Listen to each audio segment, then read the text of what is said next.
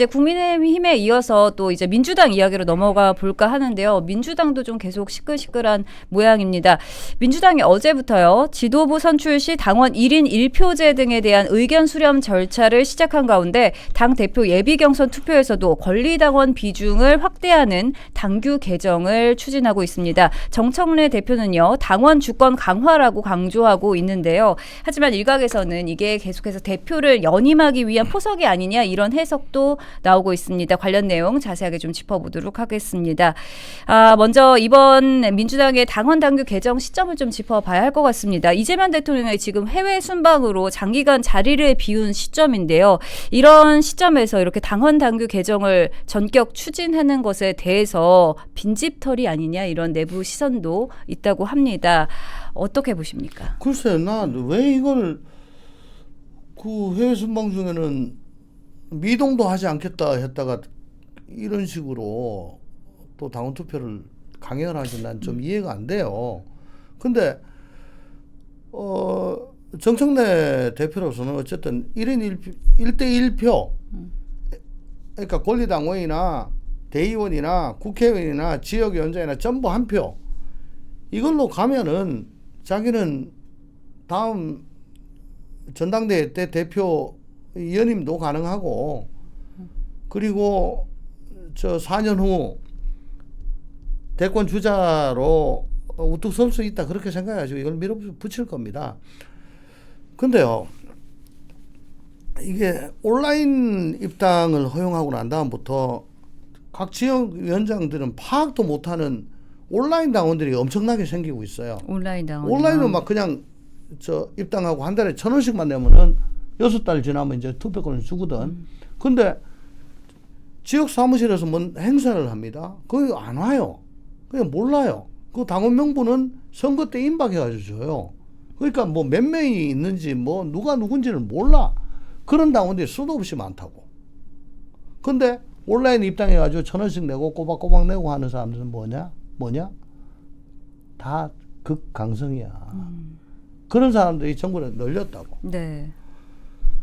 그래서 그로 인해 가지고 지난 총선 때 비명형사 친명형제를 했었고 또 그 국회의장 추미애가 떨어지고 우원식이 되니까 강성당원들이 난리를 쳐가지고 그래 알았다 앞으로는 국회의장이나 원내대표 선출할 때도 당원들 의사를 반영할게 20%인가 뭐 이렇게 말도 안 되는 식으로 제도 변경을 하고 최근에 8월 달에 전당대회 때 대의원에서는 저 박찬대가 월등 앞섰는데 권리당원에서 원사이드하게 정청래가 이김으로써 그걸 뒤집었잖아요.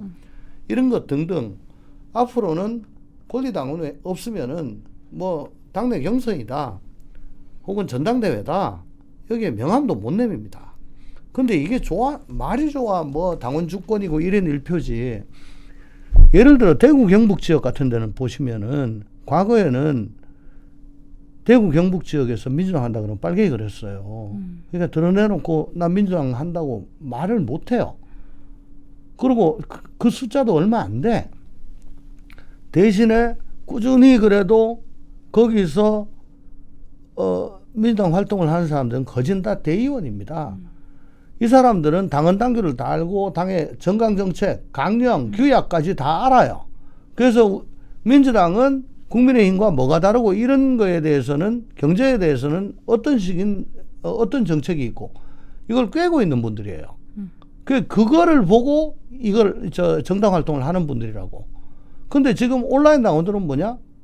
한 달에 1,000원만 내면은 아니 뭐 당대표도 바꿔, 국회의원도 바꿔, 시장도 바꿔, 대통령도 바꿔, 다 바꿔. 세상에 한 달에 1,000원 가지고 이렇게 효용성이 있는 게 어디 있냐 라고 해서 입소문 타고 다 들어온 거예요. 거기다가 김어준 방송 듣고 그대로 따라하고. 대구 경북 같은 경우는 지금 전당대회가요. 전당대회를 하면은 전국 순회를 합니다. 순회하면서 투표를 해요. 그러면 거기에 옛날엔 전당대회가 뭐냐면 전국 대의원 대회였어요. 근데 이제는 그걸 바꿔야 되는데 다니면서 대의원들 모아놓고 현장에서 연설하고 투표하고 거기에 모바일 투표까지 들어와서 합산해가지고 되는데 앞으로 민주당이 전당대회를 할 경우에 TK는 갈 필요가 없습니다. 왜? 대의원 말고 일반 권리당원은 호남의 10분의 1도 안 돼요. 그러니까 호남 10번 가는 게 낫지 여기 와서 해봐야 표가 없다고. 그리고 민주당이 지역의 목소리를 담아가지고 뭐 정책을 하거나 예산을 짜거나 법안을 한다 했을 때 과포집된 호남 쪽은 그 목소리가 굉장히 크게 들리는데 대구 경북은 사람이 없으니까 뭐 어떻게 할 수가 없어요. 그걸 우리나라가 영남 호남에 따라 가지고 국민의힘 민주당 이렇게 극도로 편중돼 있잖아요. 편중돼 있으니까 그걸 보완하는 의미로 대의원 제도란 걸 뒀거든. 근데 지금 그걸 없애버리면 이제는 뭐 대구 경북 지역에는 전당대회 할 때 후보들이 아예 내려올 필요가 없습니다. 네, 말씀대로 강성 지지층의 영향력이 계속해서 더 커질 수밖에 없는 상황인데요. 민주당 내부에서는 지금도 이제 불만이 있어도 강성 지지층의 눈밖에 날까봐 아무도 공개적으로 반발하지 못하고 있는 상황이라고 합니다. 특히 반대하는 의원은 수박으로 몰려가지고 도리돌림까지 당한다고 하는데요. 이미 이렇게 당내 민주주의가 훼손되지 않았나 이런 우려의 아유, 그 목소리가. 민주주의 어디 있습니까? 제가 계속 얘기한 게 제발 좀 부탁하자. 민주당에서 민주라는 그 좀 빼라. 네. 창피하다. 그건 무슨 민주당이고 너가 반민주적인 것만 지금 해놓고 무슨 너가 민주당이고 민주는 빼야 돼요. 네. 또 이 상황에서 좀 짚어볼 게 국민의힘 최다선인 6선의 조경태 의원이 이재명 대통령의 후보 시절의 인사를 최근 의원심 보좌진으로 채용한 사실이 드러났습니다. 조경태 의원은 대표적인 친한계 인사로 분류됐고 장동혁 대표가 당대표가 되면서 좀 정치적 행보를 줄이는 듯 했거든요. 그런데 이제 당시에 조경태 의원이 민주당으로 갈 수 있다 이런 말도 돌았었는데 지금 이 인사는 어떻게 보십니까? 그렇게 안 할걸요. 어차피 민주당에 있을 때도 결이 좀 많이 다른 분이었고 요번에 그 보좌관으로 쓰는 그분이 그러니까 자기는 국힘으로 갈 때 그때 이제 갈라졌대. 원래 민주당에 있을 때 보좌관을 했던 분이래.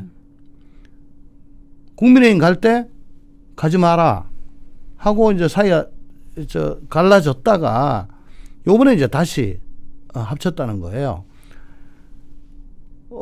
그리고 정책토의라는 얘기가 있고, 그러니까 자기 필요에 따라 가지고 보좌관 하나 쓴 걸 가지고 민주당을 간다? 내가 보기에는 민주당 갈 일 없습니다. 예.